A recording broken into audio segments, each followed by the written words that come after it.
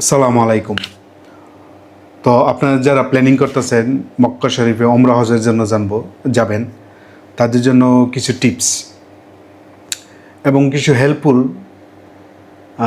Information আপনাদেরকে দেব, যা আমি কোনো ভবিষ্যতে অতীতে কোনো প্ল্যাটফর্মে পাই নাই বা ইউটিউবে পাই নাই বা কোনো কারো কাছ থেকে পাই নাই, যে এইসব টিপসগুলো আমার হেল্পফুল ছিল। যেসব সমস্যাগুলো আমি সম্মুখীন হয়েছিলাম ওমরা হজে গিয়ে, সেই সব সমস্যা যাতে আপনাদের না হতে হয়, এই জন্য আপনাদেরকে এইসব যতটুক সম্ভব করে নিয়ারলি 100% আপনাদেরকে এই ইনফরমেশন দিব। এবং এই ইনফরমেশন দ্বারা আপনি মাশাআল্লাহ আমি আশা করি অনেক উপকৃত হবে। প্রথমত, আপনাদের ওমরা হজ করতে গেলে অবশ্যই আপনাদের পাসপোর্ট লাগবে। ভ্যালিড পাসপোর্ট অবশ্যই লাগবে। এবং অবশ্যই আপনি যে কোনো এজেন্সির মাধ্যমে বা মোয়াল্লেমের মাধ্যমে আপনারা যাবেন, ঠিক আছে? তো এজেন্সি এবং মোয়াল্লেমের মাধ্যমে গেলে আপনি বা আপনারা যার মাধ্যমে যাবেন তাদেরকে কিছু প্রশ্ন করবেন, ঠিক আছে? প্রশ্ন বা জানতে চাইবেন কী করবে, কী আসে বিষয়। তো A to Z আমি দেওয়ার চেষ্টা করব। প্রত্যেক ব্যক্তির যার বিভিন্ন এক্সপিরিয়েন্স আছে, চাহিদা আছে, অনেক সব কিছু আছে, ঠিক আছে? প্রথমত আপনারা যখন নাকি যাবেন, যে কোনো ট্রাভেলসের মাধ্যমে যাবেন বা মোয়াল্লামের মাধ্যমে যাবেন, তাদেরকে জিজ্ঞেস করবেন যে তারা কোন এয়ারলাইন্সে যাবে। একটা আছে ডাইরেক্ট এয়ারলাইন্স, ঢাকা থেকে জেদ্দা। ডাইরেক্ট এয়ারলাইন্সে ঢাকা থেকে জেদ্দা। এবং দ্বিতীয় এয়ারলাইন্স হচ্ছে বায়া, মানে আপনি ঢাকা থেকে কোনো একটা দেশে গেলেন, মাঝপথে ইন্ডিয়ার কোনো দেশে বা পাকিস্তানের কোনো দেশে, বা ওইখান থেকে পরে নাইমা আরও যাত্রী তুললে, তারপর আরও যাত্রী নিয়ে তারপর আপনি গেলেন জেদ্দায়। এটা হচ্ছে বায়া, আপনি বলে নেবেন। এবং তাদের কাছে প্যাকেজ আছে, প্যাকেজ প্যাকেজ বি। প্যাকেজে একটা মোটামুটি সুবিধা বলো নিয়ে, মক্কার কাছাকাছি হোটেল, মদিনার কাছাকাছি হলে প্যাকেজ বিটা হচ্ছে একটু দূরে, মক্কা থেকে একটু অনেক প্রায় 15-20 মিনিট 25 মিনিট দূরে এরকম আছে। তা আপনারা জিজ্ঞেস করে নেবেন, ঠিক আছে? তার হচ্ছে তৃতীয়, মনে করেন আপনার যে খাবার দাবার আপনি কী খাবেন, যে প্যাকেজের মাধ্যমে আছেন সেই প্যাকেজের খাবার কি আপনি খাবেন না আপনি কিনে খাবেন, ঠিক আছে? এটাও আপনি জিজ্ঞেস করবেন। যদি আপনি প্যাকেজের খাবার না নেন তাহলে ওই ক্ষেত্রে আপনার টাকা ওরা ফেরত দিয়ে দিবে। যদি প্যাকেজের মাধ্যমে না খান তাহলে ওই টাকা আপনাকে ওরা ফেরত দিয়ে দিবে। আর যদি নিজে খান তাহলে আপনি নিজে সবসময় এই নিচে গিয়া ক্যারি করে কিনে আনে, তারপর হোটেলে বসে আপনাকে খেতে হবে, ঠিক আছে? এই যে খাবার দাবার। এবং আরেকটা কথা হচ্ছে যে হোটেল, এটা হচ্ছে সবচেয়ে ইম্পর্টেন্ট। হোটেল কত দূরে থাকবে মক্কা থেকে, মক্কা মদিনা থেকে আপনার হোটেলটা কতটুকু দূরে থাকবে। হোটেল আপনি যদি ভালো প্যাকেজ নেন তাহলে হোটেল মোটামুটি কাছে 10-15 মিনিটের এরিয়ায় রেঞ্জে থাকবে, তাহলে আপনি মাশাআল্লাহ 5 ওয়াক্ত নামাজ পড়তে পারবেন। আর কোনো ক্ষেত্রে যে মানুষ নামাজ এভাবে ওই জায়গায় পড়া হয় যে নামাজের কাতার দাঁড়াইতে একদম হোটেলের নিচে আপনি যায় নামাজ বিছাই নামাজ পড়তে পারবেন, ঠিক আছে? যদি এরকম এরিয়া, ঠিক আছে? আবার যে আরেকটা জায়গা আছে এই মক্কা থেকে মেসফালা ব্রিজ নামে একটা জায়গা, ওই জায়গাটা মোটামুটি অনেক দূরে, প্রায় 25 মিনিট লাগে। যেহেতু আমাদের দেশে নর্মালি বয়স্ক লোক যায়, ঠিক আছে, তারা তেমন হাঁটতে পারে না, তাই তাদের জন্য অনেক কষ্ট হয়ে যায়। তাহলে আপনারা চেষ্টা করবেন যত মক্কার কাছাকাছি সম্ভব হোটেল নিতে। এক্ষেত্রে অবশ্য ব্যয় একটু বাড়বে, ঠিক আছে? এবং আরেকটা কথা হচ্ছে গিয়ে, মক্কার আপনারা যখন যাবেন তখন আপনারা তাকে জিজ্ঞেস করতে পারবেন যে এক রুমে কয়জন থাকে। নর্মালি এক রুমে 4-5 জন থাকে, এতে কোনো সমস্যা নাই। কারণ আমরা মক্কাতে যাই উমরা হজ করতে, এবং এই ক্ষেত্রে আমরা হোটেলে বেশিক্ষণ থাকি না, তাতে কোনো সমস্যা হয় না। হোটেলে জাস্ট গোসল টোসল করা, উজু করা এই, এবং তারপরেতে মাশাআল্লাহ সবসময় বাইরে, এশার নামাজেও আপনি বাইরে গেলেন, তার জন্য মতো বাইরে গেলেন, ফজর নামাজও আপনি বাইরে চলে গেলেন, জোহর নামাজও আপনার বাইরে চলে গেলেন। এরকমও হয় যে যারা উমরা করতে যায় তারা একদম আসর নামাজের সময় বের হয়ে যায়, একদম আসর পইরা ওই দিক দিয়ে ঘুইরা টুরা দোয়া টোয়া করে আবার মাগরিব পইরা এশা পইরা রাত্রে 10টা আসে। আবার দেখা গেছে ভোর 3টার দিকে গেল, কেউ 3টা 3:30 দিকে গেল, হ্যাঁ, 3টা 3:30 গিয়া মনে করেন আপনি তাহাজ্জুদের নামাজ পড়লেন 2 রাকাত, তারপর আল্লাহ বিল্লাহ করলেন, অনেক কিছু দেখলেন, আবার ফজর নামাজ পড়লেন, তারপর চলে আসলেন, আইসা একদম খাওয়া দাওয়া করে আবার ঘুমাইলেন। ঠিক আছে, আবার আবার আপনি জোহর নামাজ পড়তে গেলেন। ঠিক আছে, বা জোহর নামাজ দূরে না যায় তাহলে প্রত্যেক হোটেলের নিচেই মানুষ জানামাজ বিছায় পড়ে, লাইন এত দূরে চলে আসে। আর জুম্মার দিন, স্পেশালি জুম্মার দিন মক্কা এবং মদিনা টোটাল এরিয়া 2-3 কিলোমিটার ভরিয়া থাকে। তাহলে যে কোনো জায়গায় আপনি জায়নামাজ যদি ভিতরে না যাইতে চান, জায়নামাজ কী বলে জায়নামাজ বিছায় আপনি পড়তে পারবেন। এবং আরেকটা ইনফরমেশন আপনি জানতে চাইবেন, আপনার সাথে কি কোনো, আপনি যে ব্যক্তি উমরাতে যাবে সে কি বয়স্ক লোক, বৃদ্ধ, হাঁটতে পারে না, না ইয়াং লোক? ইয়াং লোকের কোনো সমস্যা না, আমাদের দেশে তো বুঝে নেই এরা, ম্যাক্সিমামই আমি দেখছি আমাদের দেশের লোকেরা সবচেয়ে বয়স্ক হলে তারপর উমরা করতে যায় বা হজ করতে যায়, এতে অনেক সমস্যা হয়। ঠিক আছে, প্লেনের সমস্যা, গাড়িতে উঠতে সমস্যা, বাসে উঠতে সমস্যা, মানে বিভিন্ন পাসপোর্ট চিনে না, হোটেল চিনে না, উঠতে পারে না, লিফট ইউজ করতে না, সিঁড়ি উঠতে পারে না, হাঁটতে পারে, মানে অনেক সমস্যা বয়স্ক লোক।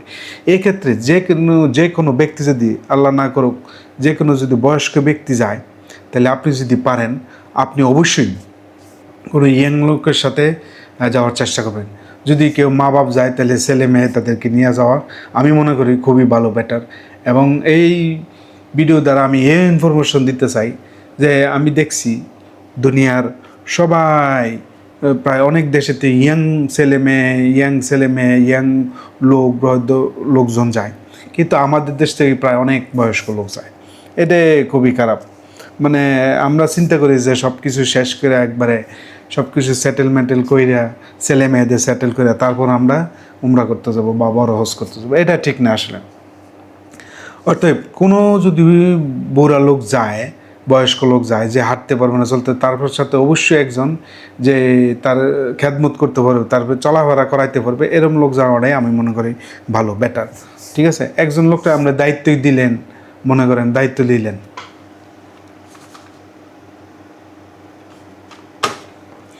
একজন লোকলে আমরা দায়িত্ব দিলেন, আপনার বৃদ্ধ মা বাপরে হজ করাইতো, এতে অনেক কষ্ট করে যায়, কারণ ওই ব্যক্তি নিজেই হজ করবো, কারণ না আপনাকে আপনার মা বাপকে হজ করাবে, এতে অনেক ক্ষতি হয়ে থাকে। কারণ ওইখানে প্রচুর হাঁটতে হবে, মক্কাতে হোক, সাফা মারুতে হোক, মদিনাতে হোক, হোটেল তানাইমা হোক, বা আরাফাতের ময়দানে যাবেন, গুহাতে যাইবেন, ঠিক আছে, বদরের যুদ্ধের ময়দানে যাইবেন, প্রচুর হাঁটতে হয় এবং প্রচণ্ড রোদ এবং রোদ প্রতিরোধ ক্ষমতারও আপনাকে সেই ভিতরে থাকতে হবে।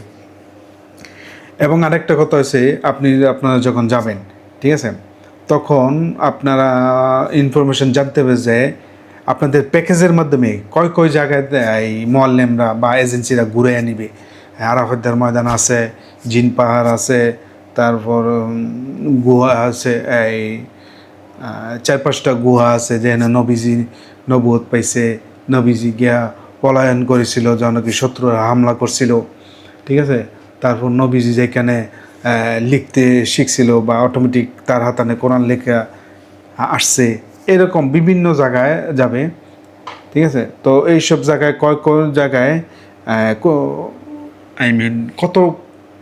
কতগুলো জায়গায় ওরা ফ্রিতে ঘুরাবে, আর বাকি কতগুলো যায় না আপনারা যে মিলে যাইতে পারবেন। ওটা যে এজেন্সির লোক আছে বা মোয়াল্লেম সাহেব আছে, উনি ইনশাল্লাহ বলে দিবে। ঠিক আছে, আর আরেকটা হচ্ছে গিয়া মনে করেন যে মক্কায় কয়দিন থাকবেন এবং মদিনায় কয়দিন থাকবেন। কোনো এজেন্সি আছে যে মদিনায় প্রথম রাহে 7 দিন, তারপর মক্কায় 7 দিন, আবার কোনো এজেন্সি আছে মক্কায় 7 দিন রাখে, তারপর মদিনায় 7 দিন। তবে আমার বেটার, আমার যতটুকু মনে হলো যে আপনারা যদি মক্কায় বেশি দিন থাকেন, মোটামুটি 8 দিন, তাহলে বেস্ট। আর মদিনায় গিয়ে 5 দিন তাহলে ভালো, সবচেয়ে ভালো। ঠিক আছে, তাহলে এই জিনিসটা সবচেয়ে সুন্দর। অথবা যদি আপনি প্রথম মদিনায় যান, তো আপনি 5 দিন রইলে মদিনায়, আর বাকি 8 দিন রইলে মক্কায়, এটাও ভালো। আর যদি মক্কায় যান, মক্কায় 8 দিন থাকবেন এবং বাকি 5 দিন মদিনা আরবে। নর্মালি ওমরা হজের প্যাকেজ যদি কেউ এজেন্সির মাধ্যমে যায়, মোয়াল্লামের মাধ্যমে যায়, তাহলে 14 দিনই হয়।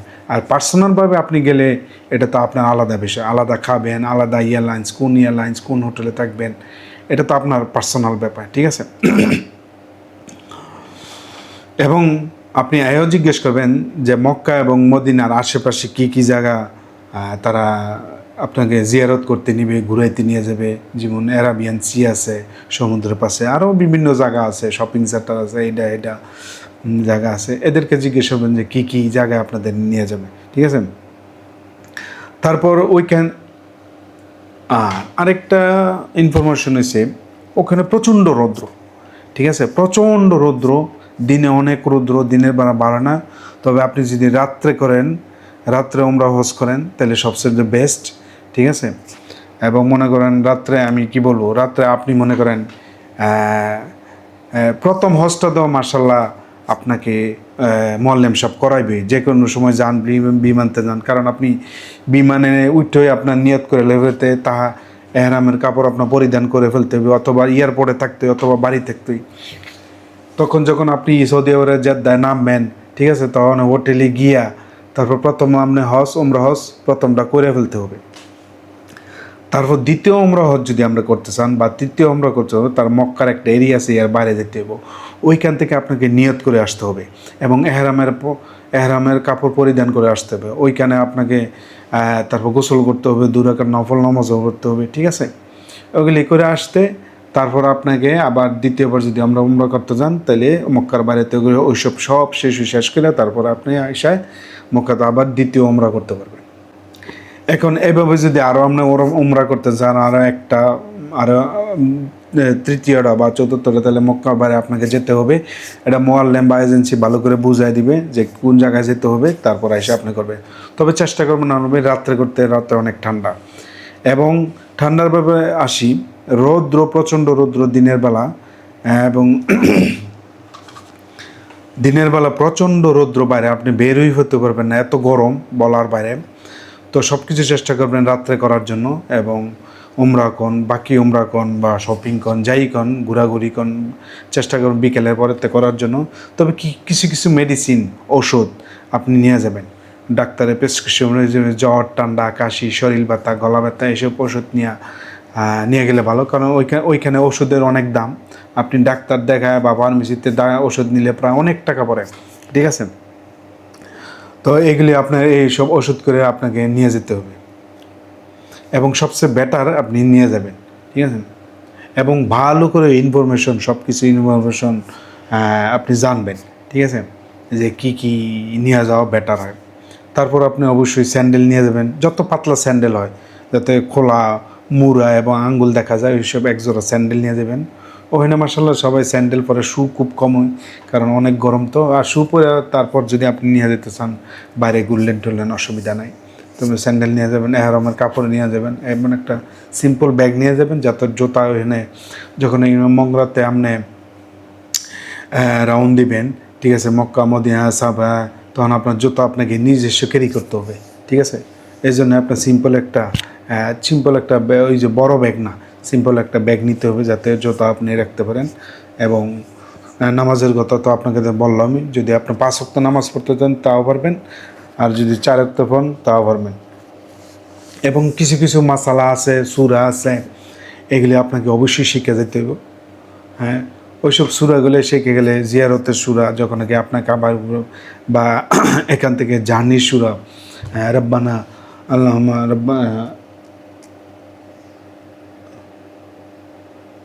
লব্বাইক আল্লাহুম্মা লব্বাইক, লব্বাইক আল্লাহুম্মা লব্বাইক, লব্বাইক আল্লাহুম্মা লব্বাইক, লব্বাইক লা শারিকা লাক লব্বাইক, ইন্নাল হামদা ওয়ান নিমাতা লাকা ওয়াল মুলক লা শারিকা লাকা। এগুলি আপনাকে আরও অনেক কিছু সূরা আছে, সূরা কেরাত আছে, এগুলি যদি আপনি শিক্ষা দেন তবে আপনার জন্য খুবই উপকার হয় এবং খুবই ভালো হয়। এবং আরেকটা কথা হচ্ছে যে কোন সময় যাবেন। Normally June, July, August, September, October খুবই গরম থাকে। June, July, August, September, October খুবই গরম থাকে। এবং আপনি যদি নভেম্বর, ডিসেম্বর, জানুয়ারিতে যান, ফেব্রুয়ারিতে, ওই সময় শুনছি যে ঠান্ডা শীত পড়ে বা হালকা শীত পড়ে, ওই সময় ওয়েদার ভালো, ঠিক আছে। তো এই সময়টা যাওয়াটাই ভালো, তবে যারা গরম সহ্য করতে না পারে আর কি। তারপর আরও আছে যে আপনি যদি আরও অন্য কোনো জায়গায় যেতে চান গাড়ি নিয়ে, ও মরুভূমি দেখতে চান, তাও পারবেন। 4-5 জনে মিল্লা যাইবেন গা, ঠিক আছে, একটা গাড়ি নিয়ে। বা যদি মোয়াল্লেম সাহেব বড় বাস লয়, সবাই যেতে চায়, ঠিক আছে, 40-50 জন, তাও আপনি পারবেন, নিয়ে যাবেন, ঠিক আছে, নিয়ে যাবেন। এবং হচ্ছে গিয়ে ওইখানে আপনার দেখবেন মাশাল্লাহ পানি মোটামুটি জমজমের পানি আপনি কন্টিনিউ পাইবেন। মক্কাতেও যাবেন, মদিনাও যাবেন, আপনি খাইতেও পারবেন, আপনি বোতলে করে আনতে পারবেন। তারপর রাস্তাঘাটে মানুষ বোতল দেয়, পানি ফ্রি দেয় মানুষ। এই কার্টনের কার্টন, মক্কার সামনে তো গাড়ি থাকে, যে এরকম ছোটো ছোটো বোতলের পানি দেয়, মক্কার সামনে গাড়িই থাকে। এবং মদিনা তো মানে ওই যে 1 কেজি যে 24টা বোতল থাকে, যেমন মাংস, স্প্রাইট, কোকালা, পেপসি, স্পিড, মজুর মতো, এরকম তারা কন্টিনিউ মানুষকে ইনশাল্লাহ দিতে চায় এতে পানি। মক্কা মদিনায় মানে সৌদি আরবে এই একটা জিনিস দেখলাম। এবং মাঝে মাঝে খেজুরও দেয়, খেজুরও দেয়, তো খেজুরও খেতে পারবেন আপনি। এবং পানি তো ইনশাল্লাহ ফ্রি, ফ্রি আশা করি, ফ্রি, আপনাকে কিনতে হবে না, এরকম পানি ওইখানে ওরা দেয়। তারপর আপনারা খেজুর বাগানে যেতে পারবেন, ওইখানে ফ্রেশ খেজুর আপনি কিনতে পারবেন, ফ্রেশ খেজুর কিনতে পারবেন, আপনি যদি নিতে চান তাও পারবেন। এবং কোন জায়গায় সস্তার মার্কেট আছে ওটা মোয়াল্লেম সাহেব আপনাকে বলে দিবে, আপনি জানতে চাইবেন কোন জায়গায় ভালো ভালো জিনিসপত্র পাওয়া যায়, তসবি, তারপর কোরআন শরীফ, ঠিক আছে, আতর, আরও যাই যেটা আনতে চায়, টুপি, পায়জামা, পাঞ্জাবি, কুর্তা, ফর্দি, বুরকা, যেই যে আনতে চায় মোয়াল্লেম সাহেবটা বলবেন, মোয়াল্লেম সাহেব অবশ্যই বলে দিব যে কোন জায়গায় কী আছে। তো এইসব সকল জিনিসপত্র, ঠিক আছে, আপনি জানতে চাইবেন মোয়াল্লেমের কাছে, মোয়াল্লেমে তো বলে দিব আপ টু ডেট, এবং যাতে কোনো চেঞ্জ নয়। তারপর আপনি মোয়াল্লেম বা ওই এজেন্সির সাথে আপনি কন্ট্যাক্ট করবেন যে ঠিক আছে, ঠিক আছে, এইতে তারপর মাশাল্লাহ আপনি দিনক্ষণ ঠিক আল্লাহ আল্লাহ যদি আপনার ওমরা কবুল করে, ইনশাল্লাহ আপনি সৌদি আরব যেতে পারবেন এবং ওমরা করতে পারবেন। ধন্যবাদ সবাইকে।